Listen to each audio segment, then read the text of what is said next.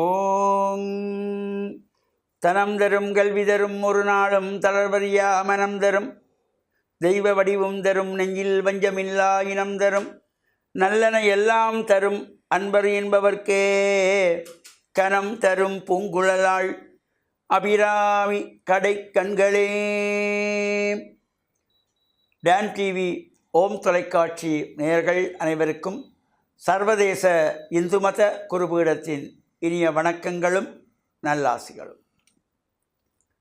இன்றைய சிந்தனையாக நாம் இந்த இறைவனுடைய வழிபாட்டிலே இறையருளையெல்லாம் பூர்ணமாக பெறுகின்ற வகையிலே, நம்முடைய வாழ்விலே உயர்வுகளெல்லாம் நமக்கு கிடைக்கின்ற வகையிலே நாம் இறை வழிபாட்டின் அருள் சிவம் என்பதனை சிந்தனைக்கு கொள்வோம். இந்த இறை வழிபாட்டுக்கு நமக்கு முதலிலே தேவையானது, நமது சமயமானது அன்பு நிறைந்தது. அதனால தான் அன்பே சிவம் என்று திருமூலர் சொன்னார். அன்பு வேறு சிவம் வேறு கிடையாது. இந்த அன்புதான் சிவம், சிவம்தான் அன்பு. யாருடைய உள்ளத்திலே எல்லாம் அன்பு நிறைந்திருக்கிறதோ அவருடைய உள்ளத்திலே சிவன் வந்து குடிகொள்வானாம். இந்த அன்புதான் அனைத்துக்கும் மூல காரணம். இந்த அன்பை நாம் பல்வேறு பரிமாணங்களிலே காணலாம்.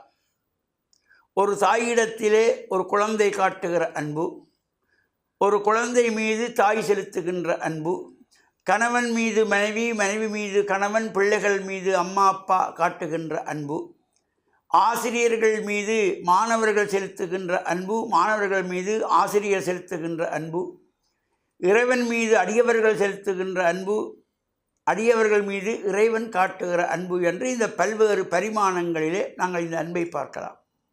எனவே இந்த அன்பு என்பது மூன்றெழுத்து. இந்த அன்பு என்ற மூன்றெழுத்து அனைத்துக்கும் மூல காரணமாக இருக்கிறது. அதனால தான் இந்த அன்பே சிவம் என்றார்.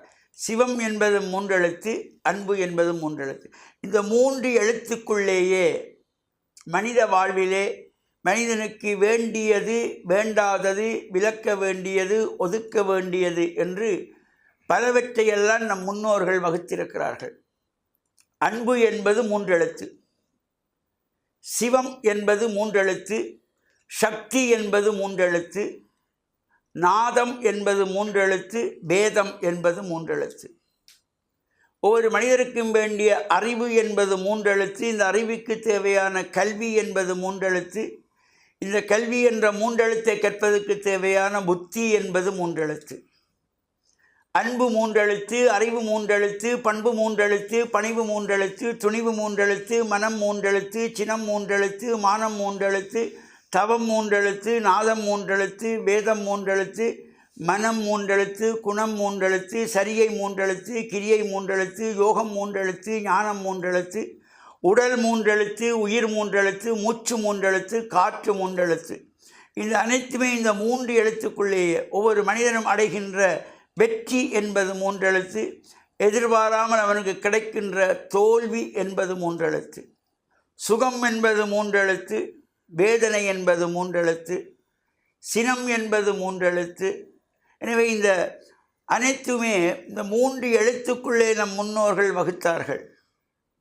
இதற்கு மூலமாக இருப்பது அன்பு என்ற மூன்றெழுத்து. அன்பே தான் சிவம், அந்த அன்பு தான் சிவமாக. அதனால தான் அன்பே சிவம் என்று திருமூலர் சொன்னார்.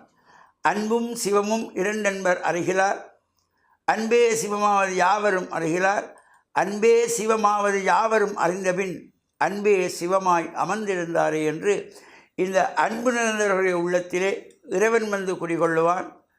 இந்த இறைவனுடைய நமது உள்ளத்திலே இறைவன் வந்து குடிகொள்ள வேண்டுமாக இருந்தால் நம்முடைய மனம் தூய்மையாக, அன்பு நிறைந்ததாக, பரந்த எண்ணம் கொண்டதாக, பரோபகார சிந்தனையோடு இருக்கின்ற பொழுது இறைவன் வந்து குடிகொள்ளுவான். எங்கெங்கெல்லாம் தூய்மையான மனம் இருக்கிறதோ, யாருடைய உள்ளத்திலே தூய்மை, புனிதம், ஆனந்தம் இருக்கிறதோ அந்த இடத்திலே இறைவன் வந்து குடிகொள்வான். அதனால தான் வீடு வாசலெல்லாம் நாம் துப்புரவாக வைத்திருக்கின்ற பொழுது அதிகாலையிலிருந்து மஞ்சள் நீர் தெளித்து, சாம்பிராணி தூவமிட்டு, சுவாமி அறையிலே மலர்கள் பறித்து வழிபாடுகள் செய்கின்ற வீடுகளுக்கு லக்ஷ்மி தேடி வருவாளாம்.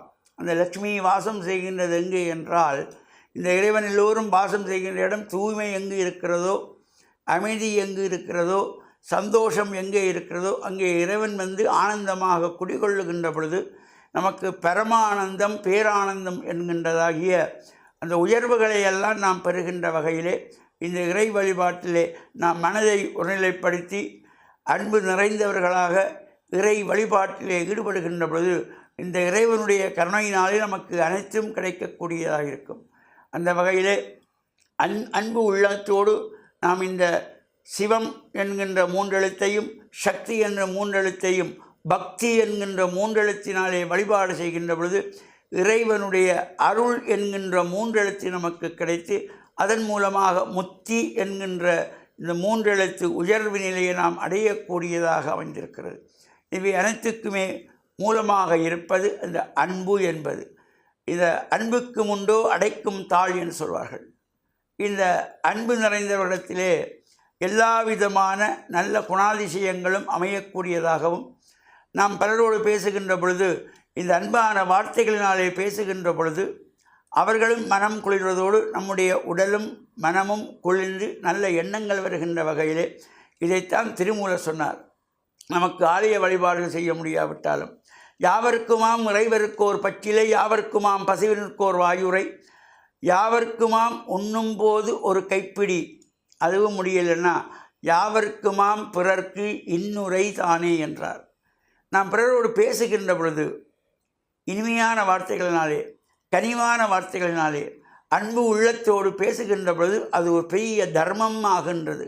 எனவே நாமும் தர்ம சிந்தனையோடு இருந்து அன்பு நிறைந்தவர்களாக, பண்பு நிறைந்தவர்களாக, பணிவு கொண்டவர்களாக, இறைவன் மீது பக்தி கொண்டவர்களாக, இறைவருளை பூர்ணமாக பெற்றவர்களாக இருந்து வாழ்வில் உயர்வையெல்லாம் பெற்று பேரானந்த பெருவாழ்வு வாழ டான் டிவி, ஓம் தொலைக்காட்சி நேயர்கள் அனைவருக்கும் சர்வதேச இந்து மத குருபீடத்தின் சார்பில் நல்ல ஆசிகளை கூறிக்கொள்வதில் மனமகிழ்வு கொள்கிறோம். சர்வே ஜனாகாம் சிகினோ பவந்து, சமஸ்த சன் மங்களாணி சந்து சுபம்.